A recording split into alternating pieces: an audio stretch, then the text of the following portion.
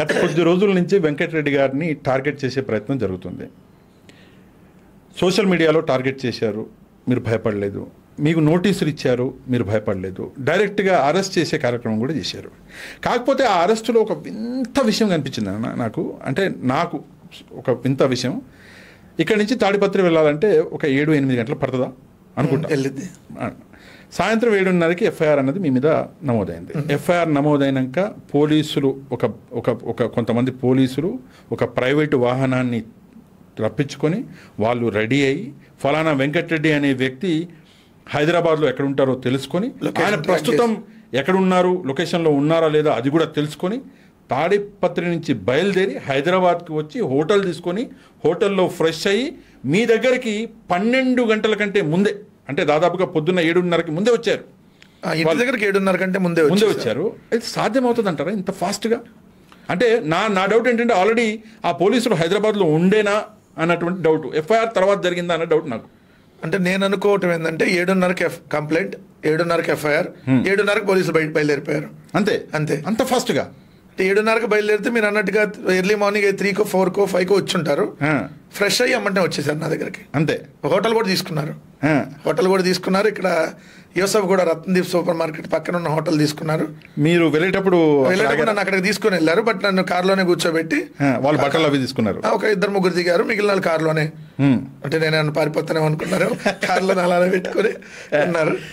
ఒక్క విషయం మీరు చాలా చోట్ల చెప్పారు, అయినా మిమ్మల్ని అడగాలి, ఎలా ఉండే పోలీసుల వ్యవహారం, అంటే మీతో ఎలా అలా చేశారు? సార్ ఉన్న ఫ్యాక్ట్ నేను చెప్తా. ఇప్పుడు అందరు పోలీసులు ఒకేలాగా వ్యవహరిస్తారని నేను ఎప్పుడు వల్ల మన ఇద్దరం అనేక డిబేట్లలో సాక్షి టీవీలో ఐ థింక్ ప్రతి వారంలో ఒక రోజన్నా మనం కలుస్తూనే ఉంటాం. చాలా అంశాల్లో పోలీసులు అంశాలది మీరు నేను చాలా హార్డ్ గా కూడా మాట్లాడినటువంటి రోజులు ఉన్నాయి, ఎందుకంటే పోలీసులు బిహేవ్ చేసినటువంటి విధానాన్ని బట్టి. కానీ నా విషయంలో అయితే అంటే నేను ఒక అధికార ప్రతినిధిగా ఉన్నా కాబట్టి, మళ్ళీ బయటకు వచ్చి మీడియాలో మళ్ళీ మాట్లాడతాను కాబట్టి నా దగ్గర ఏమో అలా ప్రవర్తించలేదేమో.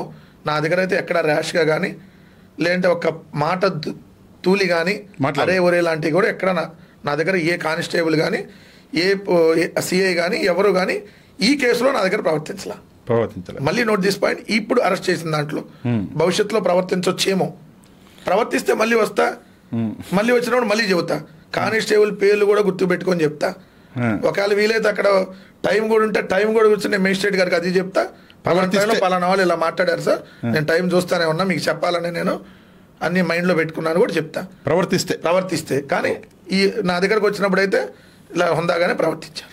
ఒక వింత విషయం జరిగిందన్న మీ అరెస్టులో. ఆ విషయం విని ముందు నేను నవ్వుకున్నా, ఎందుకంటే వెంకటరెడ్డి గారు ఏంటో నాకు తెలుసు, కానీ ఆ చదివి నవ్వుకున్నా. మీరేదో బాత్రూంలోకి వెళ్ళారని, అదేదో హార్పిక్ తాగబోయారని అని చెప్పేసి ఒక న్యూస్ పేపర్లో రాశారు.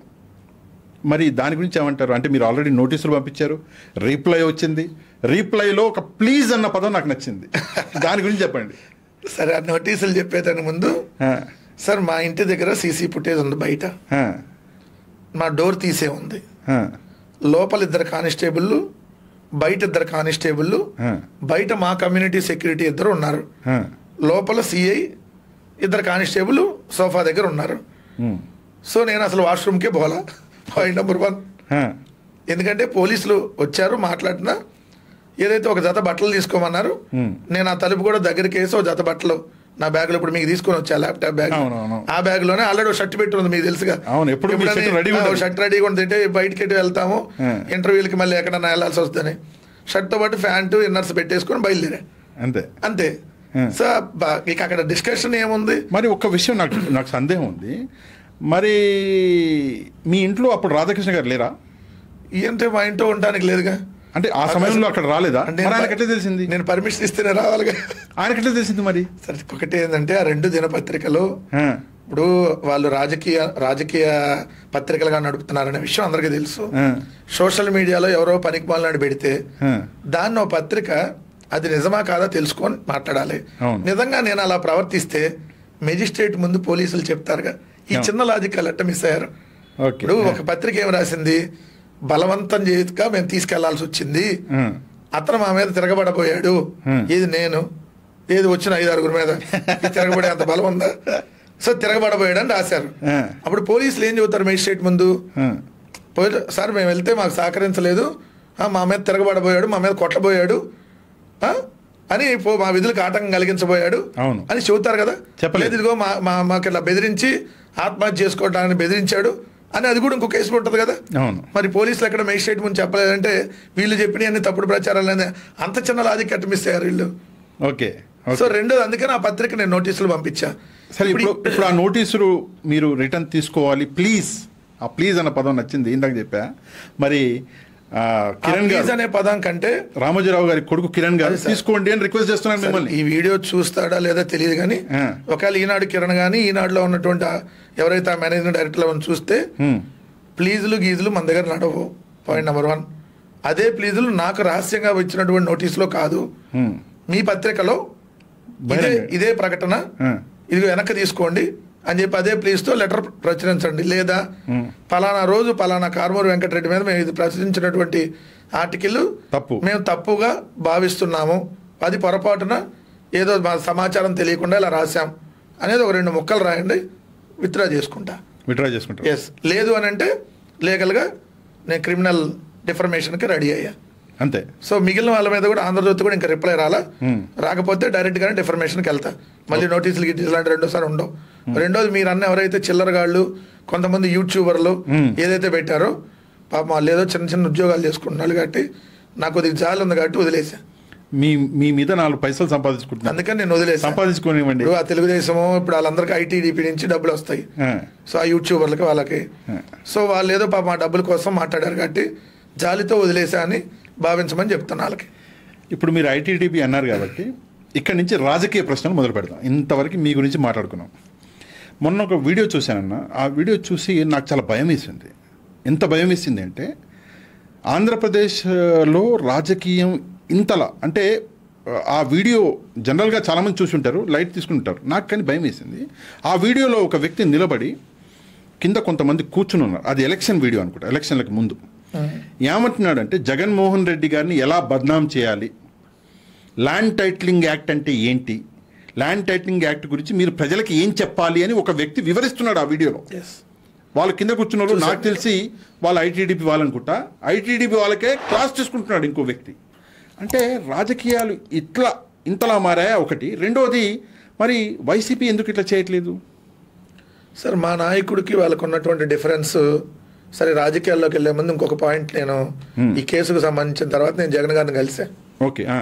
జగన్ గారిని బేగంపేట ఎయిర్పోర్ట్లో కలిసా, లోపల హైదరాబాద్ వచ్చినప్పుడు.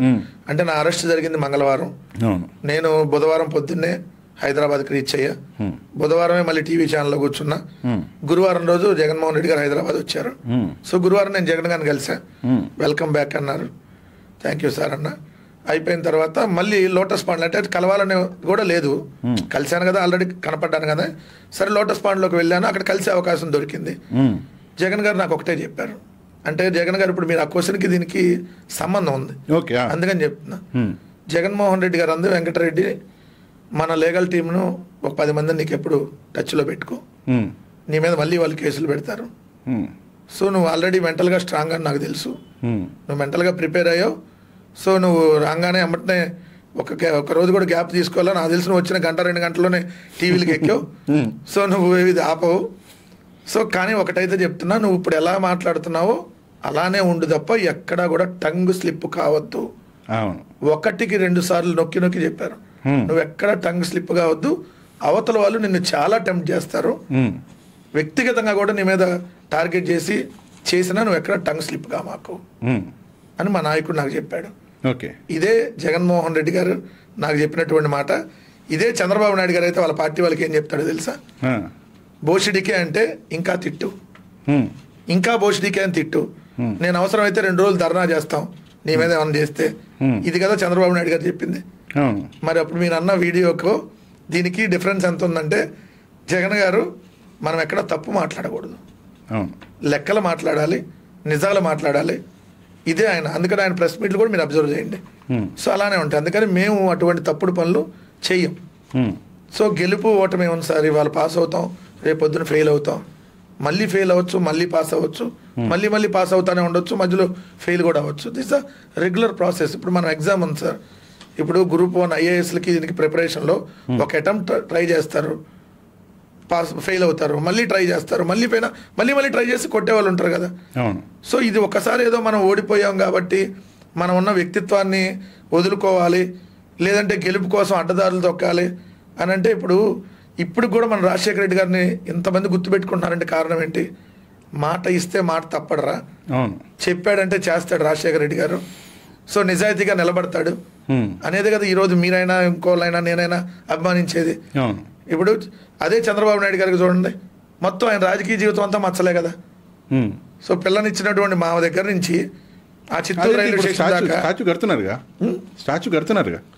స్టాచ్యూ కట్టే సంగతి అంటే ఇప్పుడు మనిషిని చచ్చిపోవడానికి కారణం అయ్యి నీకు దండేసి విగ్రహం పెడతాము, లేదంటే పెద్ద విగ్రహం కడతామంటే ఆయన వచ్చి చూస్తాడు ఇప్పుడు విగ్రహాన్ని? కాదు కదా. సో అది మీరు అన్నట్టంటే వాళ్ళు తప్పుడు ప్రచారం చేయటం వాళ్ళ విధానం. సో తప్పుడు ప్రచారం ద్వారా గెలవటం వాళ్ళ లక్ష్యం. సో దాన్ని కంటిన్యూ చేస్తున్నారు వాళ్ళు. ఎందుకు సక్సెస్ అయ్యారు దాంట్లో వాళ్ళు. 2014లో తప్పుడు ప్రచారం చేశారు, 1,00,000 కోట్లు జగన్మోహన్ రెడ్డి గారు అని చెప్పి తప్పుడు ప్రచారం చేసి సక్సెస్ అయ్యారు. మళ్ళీ రైతులకు రుణమాఫీ చేస్తాం, డ్వాక్రా ఎన్ని అబద్ధ హామీలు సక్సెస్ అయ్యారు. కానీ తర్వాత చేయలా, ఓడిపోయారు. మళ్ళీ మర్చిపోతారు కదా జనాలు, అప్పుడెప్పుడూ గుర్తుండవు కదా, మళ్ళీ ఫ్రెష్ హామీలతో వచ్చారు, మళ్ళీ నమ్మించారు. అది ఒక రాజకీయ ప్రశ్న. మెడికల్ కాలేజీల గురించి మీరు 1,00,000 సంతకాల సేకరణ చేస్తున్నారు, రోజు అప్డేట్స్ వస్తున్నాయి. 1,00,000 సంతకాల సేకరణ ఫలానా జిల్లాలో మీకు వస్తున్నాయి అప్డేట్స్. బాత్రూమ్ లో ఉండే రాధాకృష్ణకి రావట్లేదు కదా, అది ప్రాబ్లం. అదే ఆయన బాత్రూమ్ లో పేపర్ అని ఎత్తుకెళ్ళి చదువుకుంటే అక్కడ వస్తాయి, అక్కడ ఇప్పుడు చదవట్లే ఆయన. సో అందుకని నన్ను రాశాడు, సందం లేదు హైదరాబాద్లో సేకరిస్తున్నారని. ఇక్కడ ఒక విషయం అన్న, అంటే చాలా సీరియస్గా ఒక విషయం ఏంటంటే 70% ప్రజలకి 30% ప్రైవేటు వ్యక్తులకి అని చెప్పేసి తీసుకొచ్చారు ఈ ప్రైవేటీకరణ. అంటే అది పెట్టారు, వాళ్ళు అంతే పెట్టారు, అది జరగదు కదా. వాళ్ళు పెట్టింది దాని గురించి మాట్లాడదాం.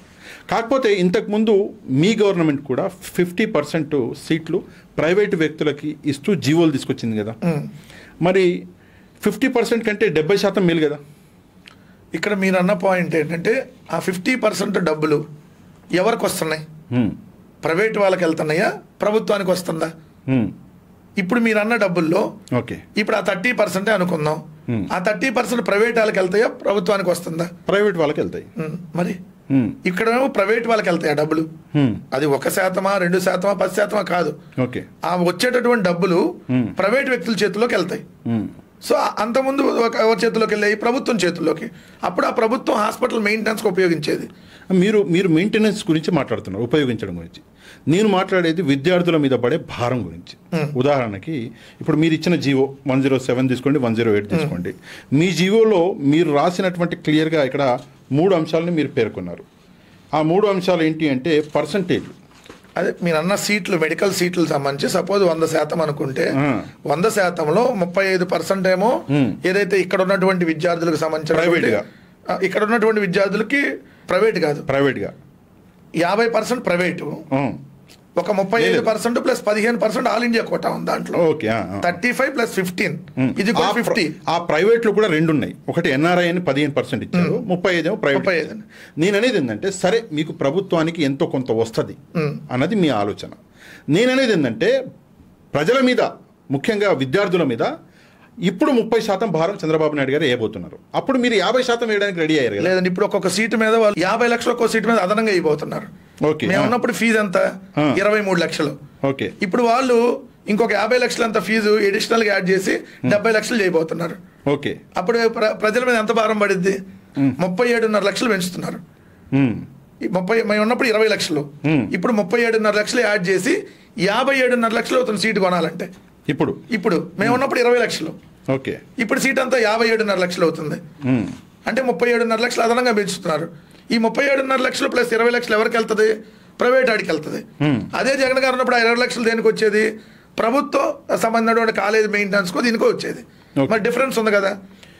డిఫరెన్స్ మీరు చెప్పేది నాకు అర్థమైంది, ప్రజలకు కూడా అర్థమయ్యే ఉంటుంది. బట్ నేను చెప్పేది ఏంటంటే 20% డిఫరెన్స్. మీరు 50 ఇవ్వబోయారు, వీళ్ళు సార్ ఒక 10 సీట్లు వాళ్ళు పెరుగుతున్నాయి అనేది వాళ్ళు చెప్పేది. అవును, ఆ 10 సీట్లు పెరగటం వల్ల ఆ డబ్బులు అదనంగా భారం పడుతుంది కదా అంటున్నా నేను.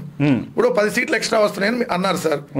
ఆ 10 సీట్లు ఎక్స్ట్రా వస్తుంది ఒక పాయింట్ తీసుకుందాం. కానీ ఉన్న సీట్లకి అంటే ఇప్పుడు ఆ 10 సీట్లతో కలిపి ప్రతి సీటుకి ఎంత ఛార్జ్ వసూలు చేస్తున్నారు? 20 లక్షలు జగన్ గారు ఉన్నప్పుడు తీసుకుంటే ఇప్పుడు అదనంగా 37 లక్షలు కలిపి 57.5 లక్షలు అవుతుంది కదా. ఓకే, మరి అదంతా బాధమే కదా. అదే మీరు అదే ఫీజుకి ఇచ్చారనుకోండి, జగన్ గారు ఉన్నప్పుడు ఫీజుకి ఇస్తున్నారు, ఇవ్వట్లేదు కదా. అవును. మరి అంటే మరి ప్రజల మీద అదనంగా భారం పడుతుంది. అదనంగా విద్యార్థుల మీద భారం పట్టు పాయింట్ నెంబర్ 1. రెండోది ఇంకా అత్యంత కీలకమైన పాయింట్ ఏంది, హాస్పిటల్లో ప్రభుత్వ హాస్పిటల్ అయితే ఏముంటది, కంప్లీట్ గా ఓపీ నుంచి బ్లడ్ టెస్ట్ నుంచి ఏదైతే యూరిన్ టెస్ట్ నుంచి మీరన్న సిటీ స్కాన్, ఎంఆర్ స్కాన్ ఏదైతే అన్ని ఫ్రీ, ఎక్స్రే నుంచి అన్ని. ఇప్పుడు ప్రైవేట్ వ్యక్తుల చేతిలోకి వెళ్తే ఏమైంది, ప్రతిదానికి ఛార్జ్ పెడతారు. ఓకే, సో ఇవాళ ఏమంటారు 70% మేము ఫ్రీగా కేటాయిస్తాం అంటున్నారు. మీరు ఇచ్చేది ఏమన్నా ఆరోగ్యశ్రీ ఉంటే ఏడైనా ఫ్రీయే కదా. అవును. కొత్తగా వీళ్ళు ఇచ్చేది ఏమన్నా అంటే 70% ఇస్తాం, 30% ఏమని. ప్రైవేట్ హాస్పిటల్ అయినా ఆరోగ్యశ్రీ ఉంటే ఆ కార్డు ఉన్నప్పుడు ఎవరైనా ఫ్రీయే కదా. ఓకే, సో ఇవ్వాలి కదా రూల్స్ ప్రకారం. అవును, ఇవ్వాలి. ఓకే, చాలా బాగా చెప్పారు. ఎందుకంటే మన దగ్గర కొంతమంది మనకి కొన్ని ప్రశ్నలు పంపించారు. అందులో అతి ముఖ్యంగా పంపించిన ప్రశ్న ఏంటంటే, ఇప్పుడు దీంట్లో మనం గమనించాల్సింది ఏంటంటే మిగిలిన రాష్ట్ర విద్యార్థులు కూడా నష్టపోతున్నారు. ఇప్పుడు ఆల్ ఇండియా కోటా ఉంటుంది కదా గవర్నమెంట్ కాలేజ్ అన్నప్పుడు. అవును, ఆల్ ఇండియా కోటా అది ఇప్పుడు మిగిలిన ఇప్పుడు తెలంగాణ నుంచో ఇంకోళ్ళ నుంచో రావాలనుకున్న వాళ్ళు, సో వాళ్ళకి ఇప్పుడు అవకాశం ఉండదు, ప్రైవేట్ సీట్ కొనుక్కోవాల్సిందే. అంతే. సో ఆంధ్రప్రదేశ్లో ప్రభుత్వ మెడికల్ కాలేజీలు ప్రైవేట్ పరం చేయడం వల్ల ఒక ఆంధ్రప్రదేశ్లో విద్యార్థులే కాదు, చుట్టుపక్కల రాష్ట్ర విద్యార్థులు కూడా నష్టపోతారు. బట్ ఇక్కడ మీరు మళ్ళీ చెప్పారు కాబట్టి ఇప్పుడు టీడీపీ చెప్పేది ఏంటంటే 100% సీట్లలో ఒక 30% సీట్లు ప్రైవేట్ వ్యక్తులకు ఇవ్వడం వల్ల ఒకటి ఆ హాస్పిటల్ రన్ అవ్వడం అనేది స్మూత్ అయిపోద్ది. రెండోది ఆ హాస్పిటల్లో క్లీన్గా మెయింటెనెన్స్ అనేది జరుగుతుంది. మూడోది ప్రభుత్వ హాస్పిటల్ అంటే ఎంత బాగా మెయింటైన్ చేసినా కూడా ఎక్కడో కొన్ని ల్యాప్సెస్ జరుగుతాయి. అదే ప్రైవేటు వ్యక్తుల చేతుల్లో పెడితే ఆ ల్యాప్సెస్ జరగకుండా వాళ్ళు చూసుకుంటారు. అది వీళ్ళు చెప్పేటటువంటి కార్యక్రమం. అందుకే మన ఫాలోవర్స్, మన సబ్స్క్రైబర్స్ ఈ దాన్ని ఏకీభవిస్తూ ఒక మాట చెబుదాం అనుకుందాం ఒకసారి. ఓకే, మరి గవర్నమెంట్ ఆఫ్ ఆంధ్రప్రదేశ్ ఎందుకు, ముఖ్యమంత్రి పదవి కూడా ఏ అంబానీకో అదానీకో ఇస్తే బ్రహ్మాండంగా మెయింటైన్ చేస్తారు కదా. ప్రైవేట్ వ్యక్తుల చేతులకి ఇస్తే, లేదంటే జిఎంఆర్కో లేదంటే జీవీకే వాళ్ళకో ఇంకోళ్ళకి ఇస్తే ప్రభుత్వం సరిగ్గా చేయదు కదా. చంద్రబాబు నాయుడు గారి భాష, తెలుగుదేశం వాళ్ళ భాషనే ఉపయోగిద్దాం. అప్పుడు ఇవన్నీ ఎందుకు మొత్తం ప్రైవేట్కి ఇచ్చేద్దాం. ఓకే, ఎమ్మెల్యే పదవులు, ఈ ఎమ్మెల్యే గెలుస్తాడు కదా, అయిపోగానే లేదురా ఈ నియోజకవర్గం నీకు రాసిస్తున్నాను ఒకటికి, ఎందుకు వీళ్ళు మెయింటైన్ చేయలేరు కదా గవర్నమెంట్. అంటే అది నిజంగా ఆ మాట అంటే కొద్దికన్నా ఇంచిత్ శరం అనేది ఉంటే తక్షణం రాజీనామా చేయాలి. ఎందుకు ప్రభుత్వం మేము నడపలేము అని ఒకటి అంటుందంటే చేతగానితనం కింద లెక్క. అంటే ఒక ప్రభుత్వంలో ఒక కీలకమైనటువంటి వ్యక్తులుగా ఉండి మేము ఈ పని ప్రభుత్వం ద్వారా చేయలేం, ప్రైవేట్ అయితే బ్రహ్మాండంగా చేస్తాడు, మేము శాతగాని డాష్లము అని వాళ్ళు ఒప్పుకుంటే రాజీనామా చేసి ఒప్పుకోవాలి.